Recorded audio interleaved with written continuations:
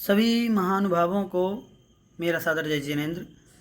और आइए आज हम पढ़ने वाले हैं 47वें नंबर के श्लोक को, और यह हमारा तीसरा अधिकार है। कल हमारे दोनों अधिकार समाप्त हो गए हैं, मतलब द्वितीय अधिकार समाप्त हुआ है 46वें नंबर के श्लोक पर, और वो उसका नाम था सम्यक ज्ञान अधिकार। ठीक है, अब हम चारित्राधिकार में सबसे पहले जो 47वें नंबर का श्लोक पढ़ने जा रहे हैं, इसमें चारित्र रूप धर्म, जैसा कि यहाँ पे बताया गया है, चारित्र रूप धर्म को बताया है कि आखिर चारित्र क्या है और कैसे वह प्राप्त होता है। तो चलिए शुरू करते हैं, इसको पढ़ना प्रारंभ करते हैं। तो कहते हैं, मोह तिमिरापहरणे, ठीक है, मोह तिमिरापहरणे दर्शन लाभा दवाप्त संज्ञानः।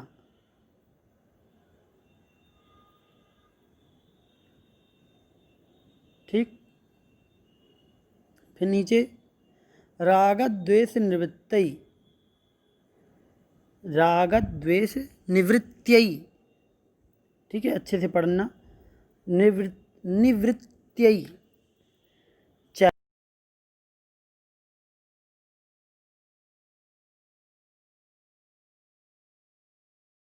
लय के साथ पढ़ते हैं। मोहतिमिरापहरणे दर्शन लाभादवाप्त संज्ञानः रागद्वेष निवृत्त्यै चरणं प्रतिपद्यते साधुः। क्या है अर्थ इसका, देखते हैं। मोह तिमिर अपहरणे, मोह रूपी जो तिमिर मतलब अंधकार है, उसके अपहरणे, अपहरणे अर्थात अपहरण हो जाने पर, अर्थात दूर हो जाने पर, मोह रूपी अंधकार के दूर हो जाने पर, फिर दर्शन लाभात, यहाँ पर जो दा है, इस दा जब हम संधि विच्छेद करेंगे तो यहाँ पर बनेगा लाभात। क्या बनेगा, लाभात, ऐसे दर्शन लाभात, और फिर निकलेगा आगे अवाप्त, अवाप्त, ऐसे। ठीक, तो दर्शन लाभात अवाप्त संज्ञानः, तो क्या हुआ, मोह रूपी अंधकार के दूर हो जाने से, दर्शन लाभात दर्शन के लाभ से, दर्शन मतलब सम्यक दर्शन, सम्यक दर्शन के लाभ हो जाने से। अब देखो क्रम से, यहाँ पर सबसे बड़ी बात है कि यहाँ पर सम्यक दर्शन, सम्यक ज्ञान और सम्यक चारित्र रूप धर्म को ना क्रम से बताया है कि कैसे क्रम से प्राप्त होता है। तो सबसे पहले मोह रूपी अंधकार दूर होगा, है ना, मिथ्यात्व, तो उसके दूर होने से दर्शन का लाभ होगा, अर्थात सम्यक दर्शन की प्राप्ति होगी। फिर अवाप्त, अवाप्त मतलब प्राप्त होना,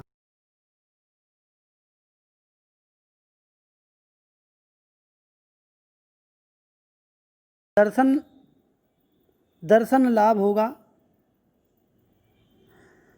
सम्यक दर्शन की प्राप्ति होगी। और फिर अवाप्त संज्ञान, फिर संज्ञान, संज्ञान अर्थात सम्यक ज्ञान, सम्यक ज्ञान की प्राप्ति हो जाती है। सम्यक दर्शन, सम्यक दर्शन का लाभ होने से फिर अवाप्त संज्ञान, सम्यक ज्ञान प्राप्त हो जाता है।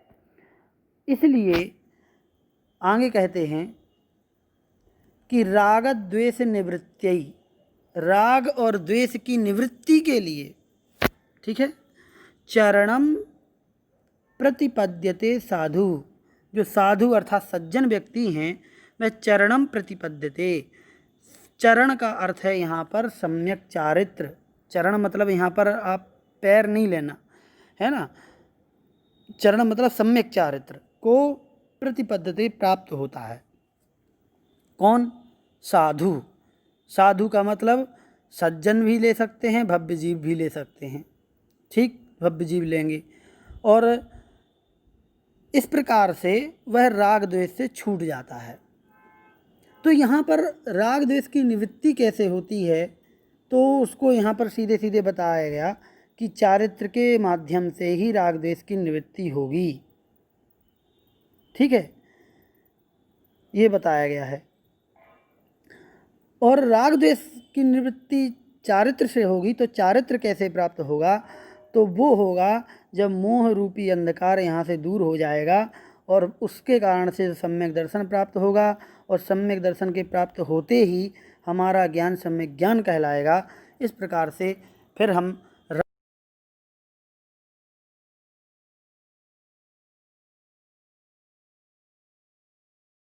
अच्छे से पढ़ने के लिए हम और इसकी जो टीका है उसको बहुत ही अच्छी तरीके से समझने के लिए हम आगे जाएंगे।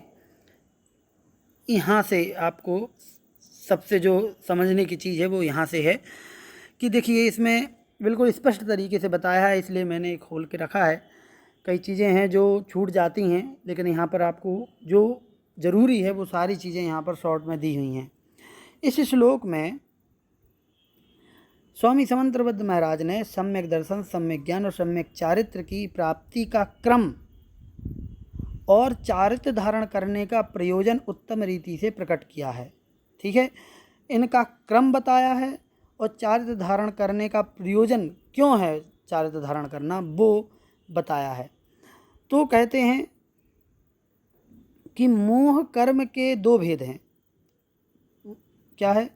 मोह कर्म के दो भेद हैं, दर्शन मोह और चारित्र मोह।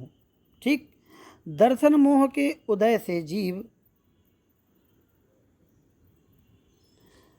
दर्शन मोह के उदय से दर्शन मोह के उदय से यह जीव पर पदार्थों में अहम बुद्धि करता है। पर पदार्थों में ध्यान से देखिए, दर्शन मोह और चारित्र मोह।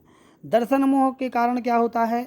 दर्शन मोहनी के कारण से पर पदार्थों में अहम बुद्धि होती है, अर्थात वह शरीर आदि को ही आत्मा के रूप में स्वीकार करने लगता है।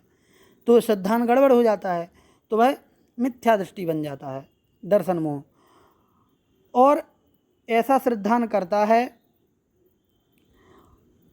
शरीर आदि रूप में हूँ, इस प्रकार से श्रद्धान करता है दर्शन मोह से। और चारित्र मोह के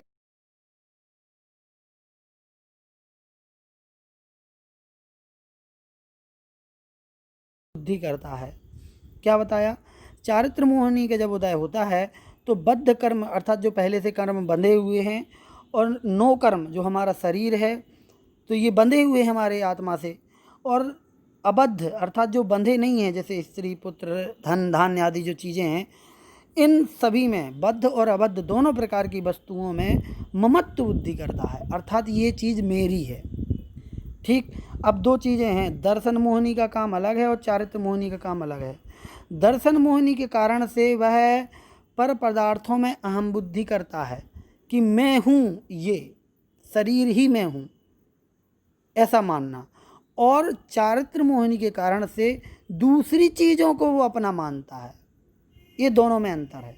ठीक, चारित्र मोहनी से वह दूसरी चीज़ों को अपना मानने लगता है, अर्थात ये मेरे हैं, ऐसा भाव करता है चारित्र मोहनी से। मोह का प्रचलित नाम मिथ्यात्व है। मोह का प्रचलित नाम मतलब मोह को मिथ्यात्व कहा जाता है।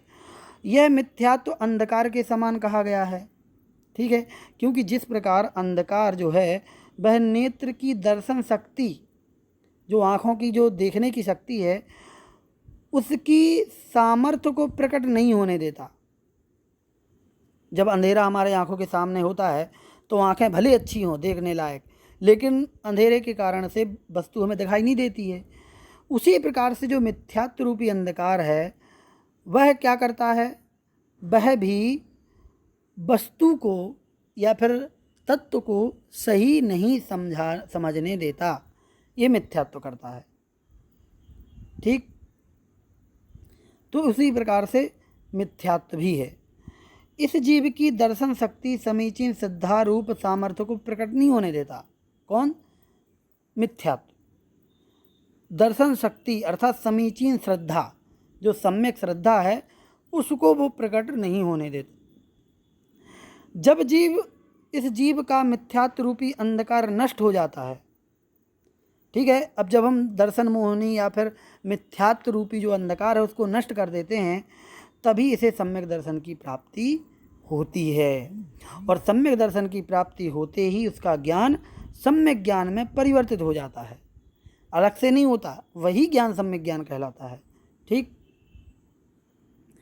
फिर क्या होता है, फिर सम्यक ज्ञान परिवर्तित हो जाता है। सम्यक दर्शन के होने से इस जीव को यह श्रद्धा हो जाती है कि सुख का कारण पद पदार्थ नहीं है।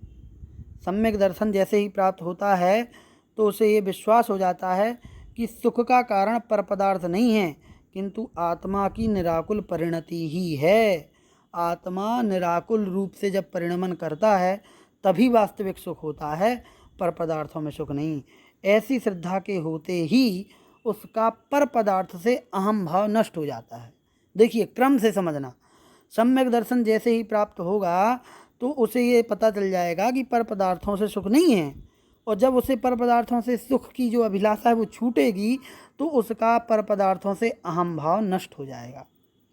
वह फिर दूसरे शरीर आदि में फिर वह अपनी आत्मा को नहीं मानेगा, उससे भिन्न मानने लगेगा। और साथ ही साथ सम्यक ज्ञान होने से सुख का सही मार्ग खोजने में समर्थ हो जाएगा। ठीक, दो चीज़ हो जाएंगी।